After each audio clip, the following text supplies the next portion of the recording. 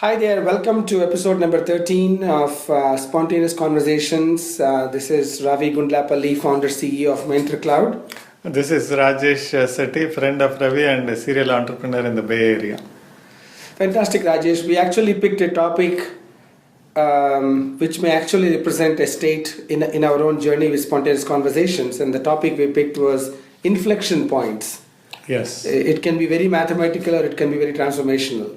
Correct. So, tell me, what does inflection point mean to you, Rajesh? See, for me, Ravi, inflection point is a significant change in the trajectory of your life or a significant change in the velocity in the right trajectory in your life. Okay, so significant change. So again, if you look at what it means in inflection point, it's basically a change of slope. Yes. Things are going well, and suddenly something happens, and boom, things change. Correct. And every investor would want to invest in companies that are at the inflection points of where things take off. But no, Yeah. but here's the irony of it: you never know you are in an inflection point until after the fact. But I can guess the reason you kind of picked this topic is you can actually choreograph to be at an inflection point. You can do certain things to increase the odds that this incident turns into an inflection point. You guessed it right. You almost spoke my mind. So that's why we are such conversational companions, Rajesh. That's right. So before this, we hit the record button. You were sharing that you had an inflection point in your own life, very early in your life. And can you share that story? Oh, is that why you thought of making this the topic of the inflection point? Yeah, I didn't know I was in one. So this was way back when I was in 10th grade.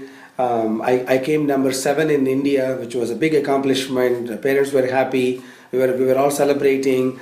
And I was all set to study the next 2 years of high school at a local college. And so one evening I was hanging around outside my principal's office, and I heard two of my friends, one 50 feet to my left and one 50 feet to my right, yelling at each other, "Okay, we'll see you in the evening at the train station." And that curious person in me kind of caught on the word train station. Guys, where are you going? We're all supposed to be enjoying holidays. So that question alone told me that these guys were off looking at colleges outside my hometown to study 11th and 12th, because they also came in number 9 and number 11 in the country. So I said, okay, why I will also come. So within 2 hours, I told my dad that, "Dad, my friends are going to a different city," which was Chennai, also called Madras. They are going, and my dad said, I don't know what mindset he was in. He said, "Okay, sure." I said, "But Dad, everybody's dad is accompanying them." But he said, "We can't get 2 tickets right now. It's just a short time frame. Why don't you go? And I will support you." And that changed my trajectory. I ended up going to college in a whole new town, lived in a dormitory. That exposed me to the fact that there is something called IIT, which is one of the toughest institutions to get into. I got into IIT, which is when I figured out that everybody goes to US for masters, because nobody in my family went to college for engineering. Nobody went to IIT. Nobody went to the United States. And now I have a PhD and I'm here. And I look at that incident being a very, very critical turning point for me. Yeah, that for me is an inflection point. Imagine if that conversation, you didn't overhear that conversation. Maybe you would have ended up in the same place, but the odds of that are very low. Exactly, and I've also kind of spoken about this story in other talks I have given. I could have easily said, "Okay, guys, have a wonderful time." Yes. But I highly encourage people. Not be curious. Like the cat. Be curious to say, what else is out there? What else can I do with this God-given life and time? So that curiosity in me, instead of just wishing those guys have an awesome time and I go back to my own business, is that curiosity really opened up a whole world of opportunities that neither me nor my family was exposed to because of where we came from. Yeah. For me, I call it the curiosity with a qualifier, curiosity with the right bias. With a Q, maybe. Yeah. So curiosity with the right bias means you are not curious just for the sake of being curious. You just want to know where they are going, and that ends there. So with the right bias means with the bias towards exploring new possibilities, the bias to take action, with the bias to grow. So when you have that bias, the curiosity is very different. You want to see what else is out there. What am I missing? Where is the opportunity? And without that, you even if you have an inflection point, you may not even see it. Like you mentioned, you always see the inflection points in the back. I'll tell you, hundreds of people would have had the opportunity to see those inflection points, but they didn't have the curiosity with the right bias. Correct. I think the operating word is curiosity, and always kind of being very fertile. There is this another word called serendipity. People think serendipity is luck, but serendipity also needs a fertile ground. Yeah. One of my good friends kind of wrote this blog about that. To be lucky, you got to have done some work beforehand. To kind of express your aspirations, to desires, to be out there networking people, and luck doesn't happen just like that. So even inflection point doesn't just happen just like that. It's happening because you're constantly thinking about your future. You are very aware of what's happening around you, and looking to what else can I do to make the next second 1,000 times better than what it is right now. I totally agree. See, you said it right about preparation as part of getting lucky, right? There is that famous old saying, luck, the definition of luck is the meeting point of your preparation with the opportunities that are passing by. That's very, very true, because that's a extremely well, very relevant quote. Because opportunities are always there, Yeah. right? If you just sit back and you just kind of locked up in your own in a cubicle, then you may not ever see these opportunities. So Yeah. I think the point that we are both agreeing on is that inflection points can be choreographed. Yes. Is that right? I totally agree, and that's what I wanted to lead to. But I have a story about Jack. Oh yes, please. I'm sure you had. No, this story is not about me. We can talk about it later. But Jack Ma, the CEO of Alibaba, he shares a story of how Alibaba even started, right? So first of all, he tried to get into a job, and he could not get into many jobs. He was just removed. He was in the United States with his friend, and that's where he was telling about the internet and everything. So Jack Ma was curious with the right bias. He said, "You can find anything." He said, "Yeah."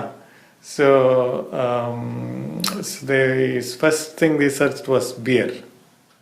So, and then of course there were some search results and everything. And he wanted to get beer from China. So, China beer or something. There was none. So he said, why is there none? Because nobody is selling there. Why is nobody selling there?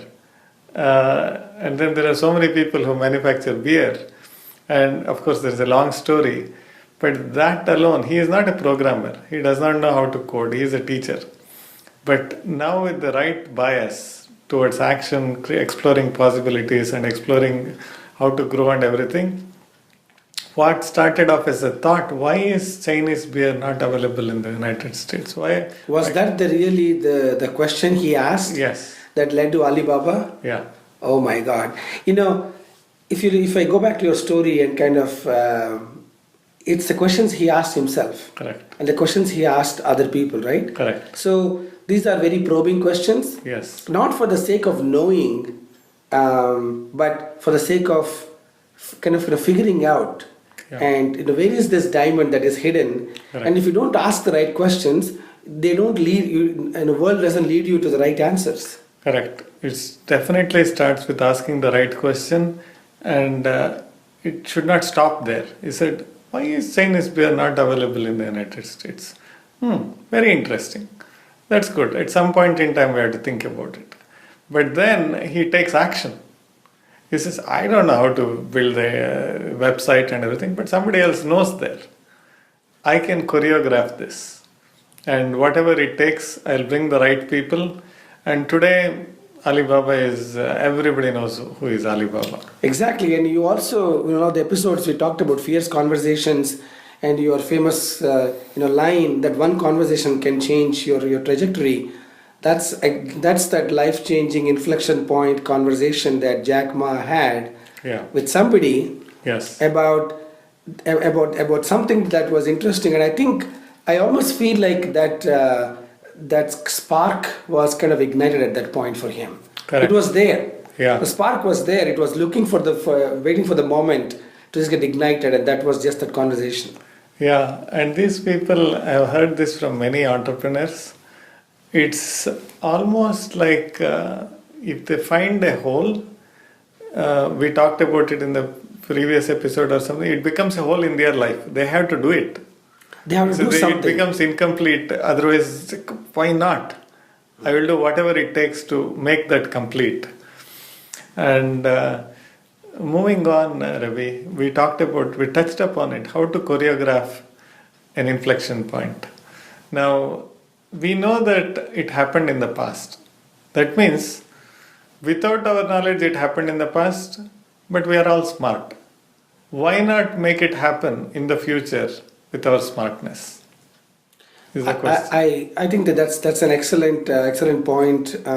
For our listeners, is inflection points can be choreographed by kind of being in the company of right people, Yes. by asking the right questions, Yeah. by again, I think was it Marshall Goldsmith who wrote the book "What Got You Here Won't Get You There." Yes. So that's just the awareness that my trajectory up until now is not going to be guarantee. It's not going to guarantee my trajectory from now onwards. So what can I do today to change it? Because Marshall said it so beautifully. What got you here doesn't get you there. I know, having been a very successful executive in the corporate world, did not make me a great entrepreneur. I had to completely do things, undo my learning, change my surroundings completely, meet with a whole bunch of new people. But I did it very consciously because I wanted the trajectory of my life to change. Totally agreed. Let's double click on what you said, because that's what I was leading to, but you said it in a summary fashion, with getting together with the right people and having the right questions and having the right conversations, right? Now, I'll tell you where it gets difficult is how do we get together with the right people? So, for example, everybody moves in bands. So, meaning that among their friends, they all have a similar capacity to contribute or create value. Because if it is too different, then they will feel out of place. Either the person who is creating massive value, 10 times the value that is in the group, he will feel out of place, or the tribe becomes a little bit uncomfortable. The person may not be uncomfortable, the tribe thinks he is somewhere, kind of thing. So the right crowd could be 1 or 2 levels above in terms of their capacity to create value. How do we jump to that tribe? It's always a question. You are becoming uncomfortable, right? So, there are few things that I have written before. It's about the competitive advantage of being very nice. If you are very nice, people think it's a sign of weakness. Some people may think it's a sign of weakness. But if you are relentless in growing and you are a nice person, you can punch 1 or 2 classes above your weight class by thinking, what can I bring to that tribe which is 1 or 2 levels above me, so that I am an opportunity rather than an opportunity cost. So you are essentially expanding on the surrounding yourself with the right people. Correct. Obviously, if everybody is just like you, there's no way that an inflection point is likely to happen. Correct. Whereas, and you're saying, for you to have the inflection point possibility, you want to be in a tribe that is slightly better, yes, or at least 1 or 2 levels above you, not super high above you. But then to be in part of the tribe, you have to be thinking, what can I do to yes, belong to the tribe, to be worthy of it? I think that's an excellent, because it's all about people. Yes. There's not going to be a shooting star that comes and changes your trajectory, right? Correct. You got to read some new book. You got to have a new conversation. Yeah. You got to go to an event and can kind of listen to something inspiring. And of course, you got to take some actions that are sort of new behaviors too. Your behavior has to change also if you want to see an inflection point in your career. Yeah, that's why they say, Ravi, that if you keep doing what you are doing, you'll keep getting what you are getting. So, just a reflection on the last week, right? If there is nothing that made me uncomfortable in the last week when it comes to my projects, startups, or books, or teaching, or anything, then I am not traversing on the edges. I'm not exploring. I don't want to fail. So I'm in the middle of the circle, just happy-go-lucky, because we both can be doing what we are doing without traversing the edges, and we'll be just fine. The family will be taken care of, and things will keep moving in a steady state. But if you are not uncomfortable, then you are not on the edge. But if you are not on the edge, how do you know where the real boundary is? That's so beautiful. I think we can actually make that the closing remark is always be, if you aspire for larger, bigger things in life, then you should be feeling that sense of uncomfort, and you will know. That's the time that you are being stretched in terms of your skills, in terms of capabilities, and you're on the edge. And inflection points happen at the edge. Is that a good way to summarize it? Yeah, because at the center, you are very familiar with what is happening. And an inflection point, if it comes, if it could have happened, you will miss it because you are so comfortable with the surroundings. It has to be a game changer. And the game changers cannot happen at the center of the where you are playing. It has to happen at the edges. Fantastic. So, in closing, an inflection points can be choreographed with good networking and being part of tribes that are higher in terms of achievements and capabilities, and definitely, like you said, being on the edge. Yeah.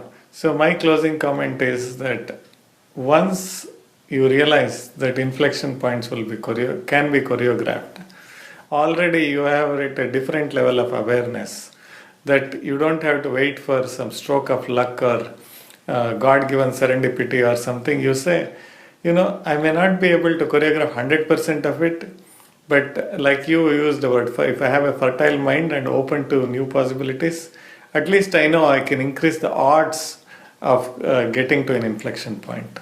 Yeah, there's also a quote, right? You miss 100% of the shots you don't take. Yes. So it is really worth taking shots in life because life is short. Yeah, beautifully said. With that, should we sign off? Yes. Thank you all for listening. Ravi Gundlapalli signing off at MentorCloud.com. This is Rajesh Setty, and you can find more about me on my blog, rajeshsetty.com/blog.